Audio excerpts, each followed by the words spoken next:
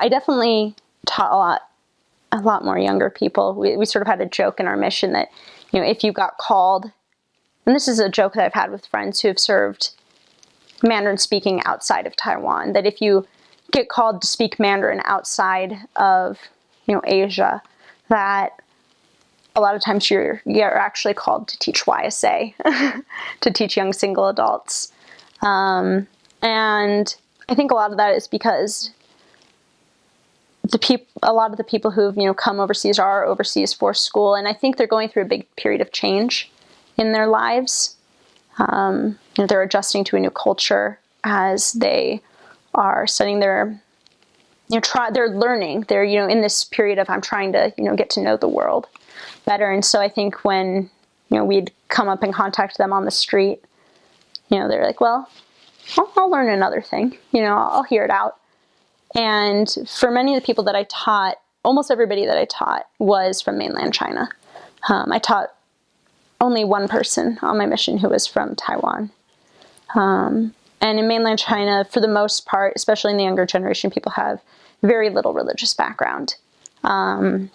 Culturally, they may have family members who are Buddhist. Some of them are devout. But for the most part, if they have any religious background, it's more of a cultural thing.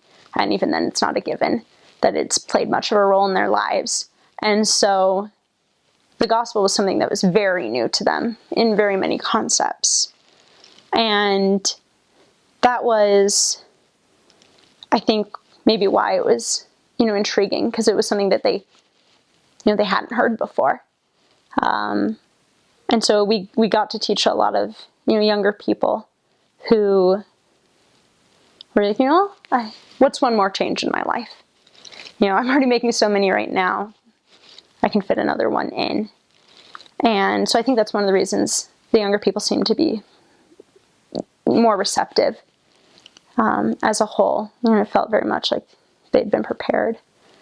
I did teach a few families, a few older people, and that was a different experience. The cultural implications of like Buddhism per se were often stronger in the older community, and so that was, you had to take different approaches to understanding them, but it was fun because the more you got to understand, the older generation, the more you understood the younger generation, and in turn, you felt like you were able to just understand them better as a whole. One of the most common concerns they came up with simply being able to believe in God. A lot of these people are taught, in school, from a very young age that there is no God. It's not simply a, secular education in the sense that they just don't teach about God, but they are specifically taught that there is no God. And so for a lot of these people, that was the biggest thing. We'd often sort of teach our own, like we'd call it lesson 0, an extra lesson that we sort of would like put together before we teach any of the other lessons and preach my gospel. That was simply, all it was, God is our loving Heavenly Father. And then we sort of made that its whole own lesson, just to help them understand who God was and why He was important. And oftentimes, while we'd be teaching, they'd get to a point where intellectually they understood it, and we'd move on. And we'd come, after having taught them for a while, they'd say, well, all this makes sense. The only thing I need to know is if God is real. And in many cases, if they were able, if they did feel that God was real, a lot of the rest of the things we taught came easily.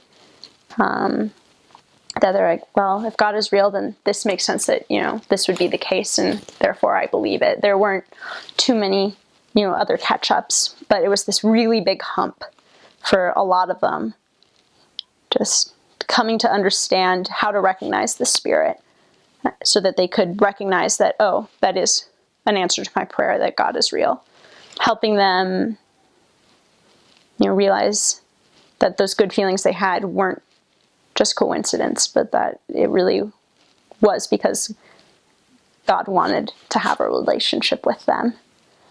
And that was always, I think, the most touching thing, was whenever you saw that moment, click for somebody, or, in a lesson where you just could tell like they felt something, or when you'd come for a lesson, you could just realize that something had changed since the last time you'd been there, and then they'd tell you, I got my answer, like God answered my prayer, and you'd hear that and you're just like, yes, because they were always excited about it, and it was happy getting to see them make that connection with something that they couldn't see.